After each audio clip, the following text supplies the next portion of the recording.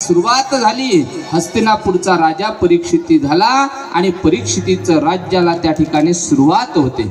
पांडव स्वर्गरोहणाला गेल्यानंतर राजा परीक्षिती ज्या वेळेला आपल्या नगरीमध्ये फिरण्याकरता जायचा, आपल्या प्रजाजनांना भेटण्याकरता जायचा, त्यावेळेला प्रजेतील सर्व लोक महाराज राजा परीक्षितीला सांगायचे, बाबा राजा परीक्षिती, तुझे वडील, तुझे आजोबा पांडव फार मोठे धर्मात्मा होते, फार विचारी होते आणि त्यांचं हे राज्य बाबा आता तुला सांभाळण्याकरता या ठिकाणी मिळालं. राजा परीक्षितीचं राज्य फक्त हस्तिनापूरला होतं असं नाही, वर्णन आलेलं आहे. संबंध भूमंडळावरती राजा परीक्षितीने महाराज राज्य संस्थापित केलं होतं. जसं छत्रपती शिवाजी राजांनी राज्य संस्थापित केलं, परंतु त्याच्यापेक्षा सुद्धा जास्त राज्य संभाजी राजांनी त्या ठिकाणी प्राप्त केलं. तसं पांडवापेक्षा सुद्धा जास्त राज्य जर कोणी प्रस्थापित केलं असेल तर ते राजा परीक्षितीने केलं. परीक्षितीचा राज्यकारभार चालू असताना जिथं जायचा तिथं आपल्या नगरीमध्ये पूर्वजांची कीर्ती ऐकण्याकरता मिळायची. आनंद मनाला त्या ठिकाणी निर्माण होऊ लागला आणि आनंदामध्ये जीवन जगत असताना आपल्या नगरीमध्ये फिरता फिरता एक दिवस एक विपरीत घटना राजा परीक्षितीला पाहण्याकरता मिळाली. विपरीत घटना. दोन पशु राजाच्या नगरीमध्ये दुःखी दिसले. राजा परीक्षितीचं राज्य असं होतं, राजा परीक्षिती म्हणतो, माझ्या नगरीमध्ये माणसांना दुःख नाही, याच्यामध्ये नवल नाही, माझ्या नगरीमधल्या पशु पक्ष्यांना सुद्धा दुःख होता कामा नाही. किती धर्मात्मा राजा असेल महाराज, ज्याच्या मनामध्ये पशु पक्ष्याविषयी दया आहे तो राजा किती धर्मात्मा असेल, किती पुण्यवान असेल. आताच्या राजे लोकांना माणसाची किंमत नाही, पूर्वीच्या राजे लोकांना पशु पक्ष्याची किंमत होती. म्हणून पशुच्या जवळ गेले. एक गाय होता आणि दुसरा महाराज बैल होता. दोघं सुद्धा रडताय, नेत्रातून अश्रूच्या धारा वाहताना दिसल्या आणि राजा परीक्षितीने विचारलं, बाबा तुम्ही का रडताय? दोघांना सुद्धा महाराज रडताना पाहिलं आणि सांगितलं, देवा कलियुगाला प्रारंभ झाला आणि या कलियुगामध्ये प्रारंभ झाल्यामुळे या ठिकाणी महाराज सर्व पाप व्यभिचार आम्हाला पाहण्याकरता मिळतो. कुणी अधोगती आमची त्या ठिकाणी झाली म्हणून आम्हाला दुःख प्रदान झालं. गाय म्हणजे कोणी सामान्य नाही, बैल म्हणजे कोणी सामान्य नाही महाराज. बैल म्हणजे धर्माचं प्रतीक मानलं आणि गाय म्हणजे पृथ्वीचं प्रतीक मानलेलं आहे. आपण कृष्ण अवतारामध्ये कथा पाहणार. या त्रैलोक्यामध्ये विश्वामध्ये 33 कोटी देवतेचं वास्तव्य आहे आणि 33 कोटी देवतेचं दर्शन जर आपल्याला एका ठिकाणी कुठं मिळत असेल तर तो प्राणी म्हणजे कोण आहे? गाय आहे महाराज. गायीला अतिशय पवित्र पुनीत मानलेला आहे. किती पवित्र आहे महाराज गाय. आपल्याकडे गायीला तर पवित्र मानता, पण गायीच्या क्षणाला आणि गोमूत्राला सुद्धा अतिशय पवित्र आणि पावन त्या ठिकाणी मानलेलं आहे. गाय दुःखी होती, बैल दुःखी होता. फक्त बैलाकडे खाली पाहिलं तर बैलाचे 4 पाय होते. त्या 4 पायापैकी एका पायावरती महाराज बैल त्या ठिकाणी उभा दिसला.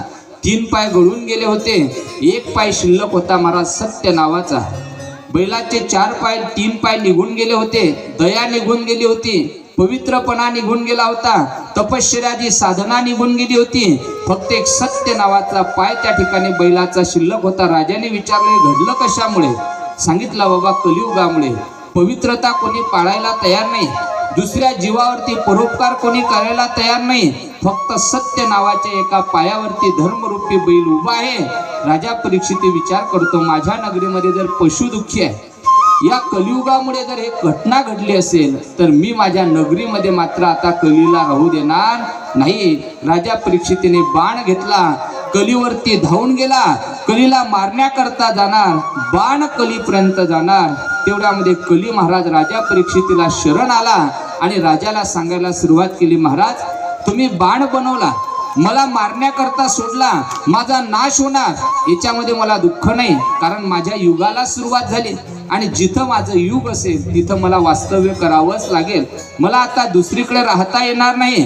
राजाने सांगितलं, माझी नगरी सोडून तुला जिथं राहता येत असेल तिथं राहण्याकरता जा. कली राजा परीक्षितीला म्हणतो, महाराज संबंध त्रैलोक्यामध्ये तुमचं राज्य आहे, संबंध भूमंडळावरती तुमचं राज्य आहे. मी राहावं तरी कुठं किंवा राहण्याकरता जावं तरी कुठं, तुम्ही मला तेवढं सांगा. कारण कलियुगामध्ये मला निघून जाणं शक्य नाही, कलियुगामध्ये मला राहणं शक्यच आहे आणि मी राहणार, पण राहण्याकरता मला काहीतरी ठिकाणं द्या. मग राजा परीक्षिती कली शरण आल्याच्या नंतर कलीला राहण्याकरता 4 ठिकाणे दिले. महाराज विनंती केल्याच्या नंतर द्यूतम पानम स्त्रियः सुन्नः यत्र धर्म चतुर्विधः। 4 धर्माला त्या ठिकाणी राहण्याकरता, कलीला राहण्याकरता धर्मवान पवित्र असणाऱ्या राजाने ठिकाणं दिले, द्यूतम पानम स्त्रियः सुन्नः। 4 ठिकाणं. पहिलं आहे द्यूतम, ज्याला आपल्याकडे जुगार म्हटलं जाते महाराज, पानम ज्याला मद्यपान म्हटलं जाते, स्त्रिया ज्या ठिकाणी व्यभिचार चालतो ते, आणि 4थं ठिकाण महाराज द्यूतम पानम स्त्रिया सुन्नः, ज्या ठिकाणी पशुची हत्या होते ते ठिकाण. वाईट 4ही ठिकाणं त्याला राहण्याकरता दिली. आणि मला असं वाटते सज्जन माणसं 4ही ठिकाणी कोणीच जात नाही. जे वाईट दुराचारी जातात त्यांच्या घरी कलीचं वास्तव्य राहतच, याच्यामध्ये कुठलाच तीळ मात्र संशय नाही. जे लोक 4 प्रकारच्या पैकी 1 व्यसन करता, कोणी 2 व्यसन, काही काही 4हीचे व्यसन करताना पाहण्याकरता दिसता. महाराज म्हणता आज नाही पण तुमच्या घरामध्ये कालांतराने कलीचं वास्तव्य निर्माण झाल्याशिवाय राहणार नाही. कारण कलीचे राहण्याचे 4 मुख्य ठिकाणं कलियुगामध्ये ते आहेत महाराज. द्यूतम ज्या ठिकाणी जुगार खेळला जाते ते ठिकाण. किती जुगार वाईट आहे महाराज. पांडवांनी आपलं संबंध राज्य कशामध्ये हरवलं असेल तर ते कसं आहे, द्यूत आहे महाराज. माणसाला जुगारीचा एवढा नाद आहे, आपल्याकडे त्याला काय म्हणता, पत्ता. आता उन्हाळा आला, 2 महिन्याच्या नंतर एक सीझन असते महाराज उन्हाळ्यामध्ये, अखोजीच्या दिवशी. जो कधी डावात बसत नाही भाऊ तोही म्हणते महाराज, आम्हाला लोक म्हणतात चला ना महाराज आजची अखोजी आहे. कशाले, कीर्तनाले, कीर्तनाले भजनाला नाही. जो कधी खेळत नाही महाराज तोही म्हणते महाराज चला आजच्या करता आजच्या दिवशी जावंच लागेल, 1-2 डाव काय होतील खेळावे लागतील. महाराज म्हणता बाबा जे गोष्टी आपल्याला कधी माहिती नाही त्या गोष्टीकडे माणसाने कधी जायचं. जीवन महाराज नाशाला नेते, याच्यामध्ये नवल नाही. आपल्या मुलांचं सुद्धा भविष्य महाराज त्या ठिकाणी खराब जर कोण करत असेल तर जुगार खेळणारे पिता आहेत महाराज. स्वतःचंही जीवन नाशाला नेता, आपल्या मुलांचं भविष्य सुद्धा नाशाला त्या ठिकाणी नेता. आमच्या महाराजांनी एक विनोदाने दृष्टांत सांगितला होता, किती वाईट आहे महाराज. जो व्यसनामध्ये अटकला त्याला जर सांगितलं दारू, पत्ता, जुगार, गांजा वाईट आहे, ठिकाण आहे महाराज पत्ता. द्यूतम पानम दारू,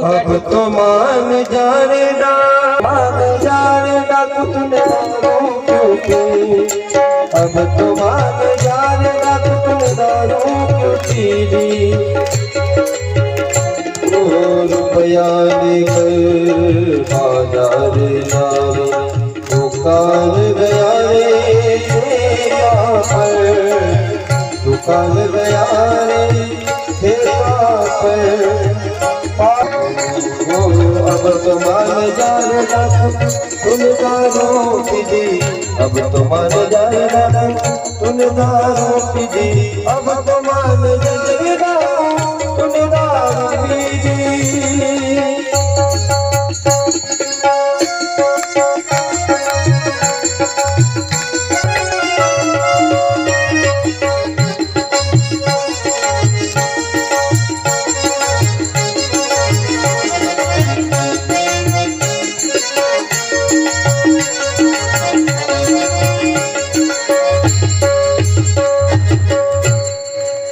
दारू माणूम, जुगारही वाईट आहे. आणि दुसरं ठिकाण सांगितलं पानम दारू. दारू किती आहे महाराजांनी भजनामध्ये सांगितलं. या जगतामध्ये दारूने सुद्धा सर्व संसार माणसाचे उद्ध्वस्त झालेले बऱ्याच लोकांनी पाहिले असतील. म्हणून दारू सुद्धा महाराज अतिशय वाईट आहे आणि चांगल्या व्यक्तीने कधी त्याचं भक्षण करायचं नाही. ज्ञानोबा एक उदाहरण फार सुंदर सांगता महाराज, किती दारू वाईट आहे. पिणाऱ्याचा विचार नाही सांगणार बरं का मी, पिणारा किती वाईट आहे त्याच्यापासून दुष्परिणाम किती आहे एवढे नाही, पण दारू किती वाईट आहे. ज्ञानोबांनी एक उदाहरण ज्ञानेश्वरीमध्ये सांगितलं, ते उदाहरण फक्त तुमच्या पुढे सांगतो, नंतर दारू किती वाईट तुमचा विचार तुम्ही करा. ज्ञानोबा म्हणता आपण तीर्थयात्रा करण्याकरता गेलो, काशीला किंवा हरिद्वारला गेल्यानंतर आपल्याला पवित्र गंगा वाहणारी दिसते, पवित्र गंगा. मग तिथं गेल्यानंतर आपण गंगेमध्ये स्नान केल्यानंतर प्रत्येक व्यक्तीच्या अंतःकरणामध्ये इच्छा निर्माण होते का गंगेचं जल, गंगा जल आपण घरी तीर्थप्रसाद म्हणून आणलं पाहिजे. मग का हो, गंगाजल आपल्याला तीर्थप्रसाद म्हणून घरी आणायचं आहे. मग गंगेचं जल पवित्र आहे, कारण गंगाजल एवढं पवित्र आहे, एवढं निर्मळ आहे महाराज. आपण सध्या 2023 मध्ये कितीही फिल्टरचं पाणी आणा, एखाद्या बॉटलमध्ये आपल्या घरी ठेवा, काही दिवसाच्या नंतर महाराज त्याच्यामध्ये किडे पडतील, शेवाळ तरी निर्माण होणारच काही दिवसानंतर, फिल्टरच्या पाण्यामध्ये सुद्धा. परंतु गंगेचं जल आपल्या घरी आणा, 1 वर्ष नाही 10 वर्ष घरी ठेवा, त्याच्यामध्ये शेवाळ तयार होणार नाही आणि त्याच्यामध्ये काहीच परिणाम होणार नाही. एवढं पवित्र जल जर कोणाचं असेल तर ते गंगेचं जल आहे महाराज. बऱ्याच लोकांकडे असते महाराज, आपण आणतो सुद्धा, परंतु ज्ञानोबराय बोलताय तेच गंगाजल स्नान झालं, घरी तीर्थप्रसाद म्हणून आणायचं आहे. परंतु कशात आणायचं? आपल्याला एखादी बॉटल सोबत नेलेली नाही, मग काय आणायचं? एखाद्या व्यक्तीने मद्यपान केलेलं आहे आणि त्याने ती दारूची बॉटल बाजूला टाकलेली आहे, आपण स्वच्छ साबणाने निरमा पावडरने ती धुतली, त्याच्यामध्ये महाराज गंगाजल भरलं, घरी आलात आणि तीर्थप्रसाद म्हणून गंगाजल प्राशन केलं. महाराज म्हणतात तुम्हाला गंगाजल पिल्याचं पुण्य मिळालं नाही, दारू पिल्याचं पाप तुमच्या पदरामध्ये पडलं. मग ज्ञानोबराय म्हणतात दारू जर एवढी वाईट आहे, त्या बॉटलमध्ये आणली तर तिचं मद्यपान पिल्याचं पाप पदरामध्ये पडते, मग पिणाऱ्याला किती पापतक लागत असेल? आपल्याला पुढचा विचार सांगायचा नाही. जुगार वाईट आहे, दारू वाईट आहे, कलीला राहण्याचे ठिकाण द्युतम पानम स्त्रिया, ज्या ठिकाणी व्यभिचार चालतो त्या ठिकाणी महाराज हिंसा घडते, त्या ठिकाणी महाराज कलीचं राहण्याचं वास्तव्य आमची संस्कृती आम्हाला शिकवते. महाराज जाई ओ तू माते न करी सायास, आम्ही विष्णुदास तैसे नो. हिंदवी स्वराज्याचे संस्थापक छत्रपती शिवाजी महाराजांना कल्याणच्या सुभेदाराची सून महाराज नजराणा म्हणून पाठवले, पण राजाने साडी चोळी घेऊन तिचा आदर सत्कारला. ही महान संस्कृती आपली आहे. व्यभिचाराला ठाव त्या ठिकाणी संस्कृतीमध्ये दिलेला नाही. 3रं ठिकाण व्यभिचार कलीचं राहण्याचं. 4थं ठिकाण आहे महाराज पशुची हत्या. ज्या ठिकाणी जिवंत पशु मारला जात असेल आणि त्याचं मांस भक्षण केल्या जात असेल, त्या व्यक्तीच्या बुद्धीमध्ये कलीचा प्रवेश कालांतराने झाल्याशिवाय राहत नाही. कबीर महाराज म्हणतात जीव नको मत मार सुरीसे. बाबा जिवंत पशुला जिवंतपणे तो सुरीने मारतो, तुझी शुद्धा तृप्त करतो, पण लक्षात ठेव तो पक्षी मरत असताना हाय मोकलून रळतो, त्याची हाय तुला लागते आणि पुढील जन्मामध्ये तुला अवतार जन्म घ्यावा लागतो पशुचा. आणि ज्याने महाराज पशु रूपाने जन्म घेतला होता तो तुझ्या समोर उभा राहतो आणि तुझ्या मानेवर सुद्धा काय ठेवतो? सुरी त्या ठिकाणी ठेवतो जिवंत व्यक्तीला. मला सांगा महाराज, आपल्याला जर काही काम करत असताना एखादी सुरी लागली, एखादी वेदना झाली तर किती त्रास होतो? हाताला जर सुरी लागली तर आपल्याला किती त्रास होतो? ज्याला जिवंतपणे महाराज मरावं लागते, सुरी गळ्यावरती चालवावं लागते, त्या पशुला वेदना होत नसतील का? मग त्याची वेदना, त्याची हाय पुढील जन्मामध्ये घ्यावी लागते. कलीचं 4थं राहण्याचं ठिकाण सांगितलं द्युतम पानम स्त्रिया सुन्ना. 4थं ठिकाण सांगितलं. राजा कली बोलतो बाबा मला राहण्याकरता 4ही ठिकाणं दिले, पण 4चे 4 वाईट दिले. एखादं तरी चांगलं ठिकाण राहण्याकरता दे. पुनश्च याचमानाय, पुन्हा विनंती केली. मग राजा परीक्षितीने कलीला 5वं ठिकाण राहण्याकरता दिलं. महाराज 5वं ठिकाण सांगितलं सुवर्ण. सोन्यामध्ये तुला राहण्याकरता मी वास्तव्य देतो. कलीला 5 ठिकाणं राहण्याकरता दिले. कली निघून गेला, गाय बैलाला शांत केलं. राजा परीक्षिती आपल्या हस्तिनापूरच्या नगरीमध्ये आला. आता कलीचा प्रादुर्भाव माझ्या नगरीमध्ये कोणावरती चालणार नाही. जो व्यक्ती 4 ठिकाणी जाणार त्याच्याच बुद्धीमध्ये कली प्रवेश करेल. आता मलाही कलीची भीती नाही, माझ्या नगरीतल्या लोकांना सुद्धा कलीची भीती नाही. परंतु महाराज विपरीत परिणाम असा घडला. एक दिवस कालयोगानुसार राजा परीक्षिती आपल्या कोशागृहामध्ये, भांडार घरामध्ये आपल्या पूर्वजांनी आपल्याकरता काय ठेवलेला आहे, माझ्या पूर्वजांनी मला काय काय साठवणूक ठेवलेली आहे पाहण्याकरता नगरीमध्ये गेला असता त्यांनी पाहिलं. एका कोशागृहामध्ये मोठमोठाले सोन्याचे मुकुट त्याला दिसले. सोन्याचा मुकुटाचा शोध घेता घेता एक मुकुट महाराज त्याला पाहण्याकरता मिळाला. राजा परीक्षिते महाराज मुकुट दिला होता, परंतु मुकुट दिल्याच्या नंतर त्याला त्या ठिकाणी सांगितलं होतं बाबा सुवर्ण मला राहण्याकरता ठिकाण दिलं, सोनं तुला राहण्याकरता ठिकाण देतो, पण कोणत्या सोन्यामध्ये कली राहणार आणि कोणत्या सोन्यामध्ये कली राहणार नाही. कारण कलीला 5वं ठिकाण दिलं ना. कलीमध्ये सोन्याचं राहण्याचं ठिकाण जरी असेल, कलीचं राहण्याचं ठिकाण जरी कली असेल, तरी सोन्याला आपल्याकडे अतिशय महत्व आहे. कारण लग्न समारंभ असेल, काही असेल तर तो सोन्याशिवाय घडू शकत नाही.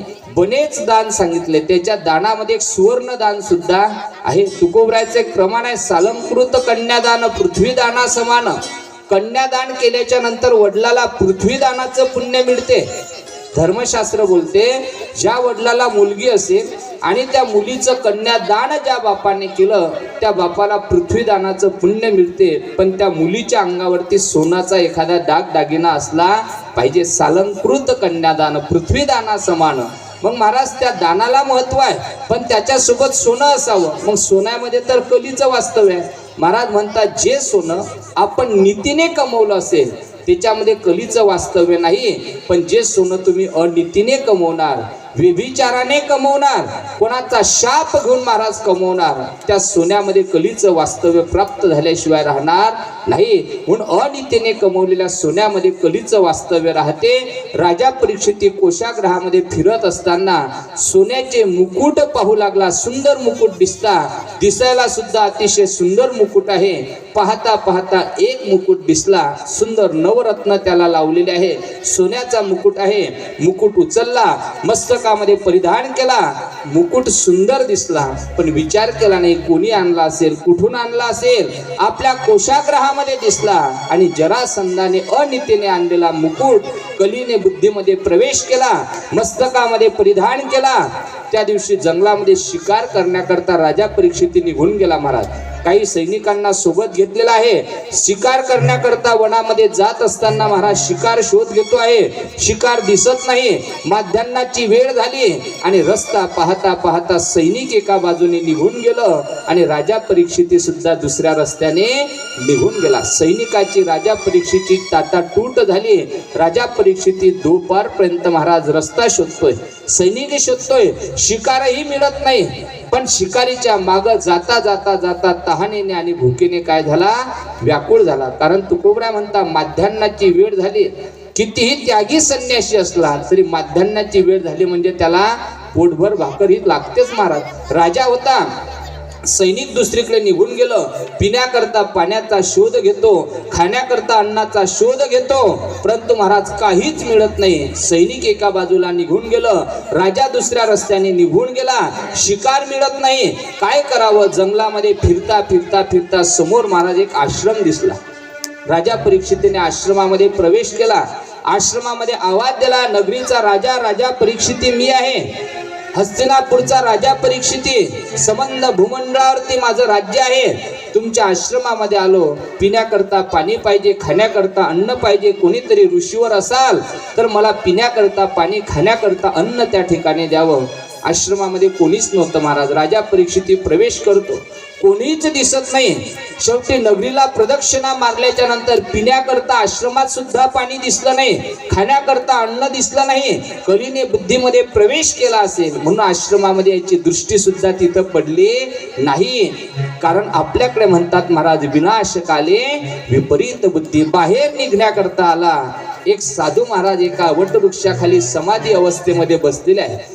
मांडी घातलेली आहे, आसन लावलेलं आहे आणि डोळे बंद करून भगवान परमात्म्याच्या नामचिंतनामध्ये एक रूप झालेला आहे. समाधी अवस्था प्राप्त झालेली. राजा परीक्षिती बोलायला सुरुवात करतो, बाबा नगरीचा राजा परीक्षिती मी याच्या आश्रमामध्ये आला असताना पिण्याकरता पाणी मागतोय. याने डोळे बंद करून कदाचित समाधीचं सोंग घेतलं असेल. खाण्याकरता भाकर मागेल, पिण्याकरता पाणी द्यावं लागेल, आदर या ठिकाणी करावा लागेल. म्हणून कदाचित त्याने डोळे बंद करून समाधीचं सोंग तर घेतलं नाही. कारण कलीने बुद्धीत प्रवेश केला होता, विनाश परिणाम निर्माण होणार होता. म्हणून साधूची निंदा करायला सुरुवात केली. बोलता बोलता बाजूला लक्ष गेलं. एक मरण पडलेला सर्प त्या ठिकाणी दिसला. महाराज हातामध्ये बाण होता. क्षत्रिय राजा परीक्षिती बाण घेतला. बाणावरती महाराज त्या ठिकाणी सर्प उचलला आणि समाधी अवस्थेमध्ये असणाऱ्या साधूच्या गळ्यामध्ये सर्प टाकला. परिणाम महाराज बुद्धीमध्ये कलीने प्रवेश केला. साधूची निंदा त्या ठिकाणी घडली आणि महाराज घराकडे परत निघाला. आमचे महाराज दोन गोष्टी अतिशय महत्वाचे सांगायचे. महाराज एखाद्या माणसाला जीवनामध्ये देवाची कृपा करता आली नाही तरी चालेल, जीवनामध्ये देवाची भक्ती करता नाही आली तरी चालेल, पण जीवनामध्ये साधूची निंदा कधी कोणाकोण घडता कामा नये. साधूची निंदा जर घडली महाराज, एखाद्या वेळेला देवाची निंदा आपल्या कोण घडली तर साधू त्या निंदेपासून तुम्हा आम्हाला सोडू शकता, पण साधूची निंदा घडली तर देव सुद्धा साधूच्या निंदेतून सोडू शकणार नाही, राजा परीक्षितीकडून साधूची निंदा घडली. मरण पावलेला सर्प त्या ठिकाणी गळ्यामध्ये टाकला आणि नगरीमध्ये महाराज परत निघून आलेला आहे. नगरीमध्ये परत आला, मस्तकातला मुकुट काढला आणि राजा विचार करायला सुरुवात करतो. राजसिंहासनावरती बसून माझ्या जीवनामध्ये आज काय चांगलं घडलं आणि आज काय वाईट घडलं. प्रत्येक माणसाने दररोज संध्याकाळ झाली म्हणजे महाराज एक डायरी पेन आपल्याकडे ठेवला पाहिजे. कशा करता? आपल्या जीवनामध्ये आज जीवन जगत असताना आपण चांगलं कार्य काय केलं आणि आज वाईट कार्य काय केलं याची गणना लेखणी आपल्याकडे असली पाहिजे. राजा परीक्षिती विचार करतो, काय चांगलं कार्य घडलं, काय वाईट कार्य माझ्याकडून आज घडलं. पाहिलं तर महाराज विचार करतो, एका साधूची निंदा माझ्याकडून घडली.